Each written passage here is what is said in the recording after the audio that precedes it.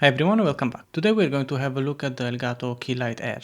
This isn't a new product and also there are tons of reviews out there, but let's check if this small desk light is any good in 2022.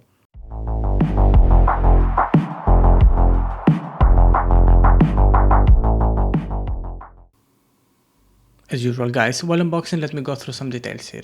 As mentioned, this is a desk light. It has compact dimensions, 20 cm per 20 cm each side, so it can fit basically in any desk, even a smaller one. The pole is adjustable up to 88 cm, and the overall weight, base and lamp included, is nearly 2 kg, whereas only the base is 1 kg. I can say this isn't going to go anywhere once on your desk. The lamp has a brightness up to 1400 lumens, and that's a huge amount of light. The color range is from 2900K to 7000K. That's useful in every scenario, and it supports 2.4 GHz Wi-Fi encrypted. What you will receive inside the box is the lamp with a base, the telescopic pole and the ball head mount.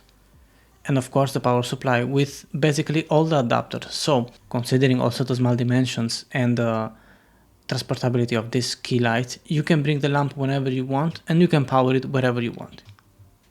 Okay guys, before moving on, I want to say that this is not a sponsored video. I did pay for the Keylight Air, so I would much appreciate if you hit that like button in case you enjoyed the video, subscribe to the channel and turn on the notifications. It will help grow the channel and allow me to bring more content like this. Thank you so much. The installation is pretty easy. In 5 minutes you can attach everything and be good to go. One nice thing is this little space which allows clean cable management. One thing I would recommend is to tighten the screw on the base to avoid weight balance in the future. Similarly to other lighting products from Elgato, the Keylight Air can be controlled from the mobile app or from the PC Mac app, including also from the Stream Deck. Now, starting from the mobile, the configuration wasn't that fast and I had to reset the Keylight a couple of times in order to make it work. I've tested my Wi-Fi and it's working pretty well, and I was even relatively near to the router, so that's weird. But once setting up the app, you can control everything from there. The light temp from 2900K to 70K, that's a good range.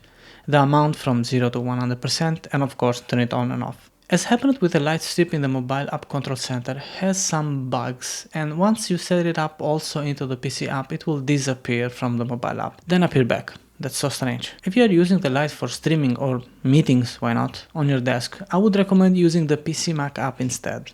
It is easier and works better. Speaking about the PC Mac app, it's really basic and easy to use. You have to add the light and in 5 minutes you are good to go. Here we have the same commands as the mobile app, and eventually firmware updates will happen here instead.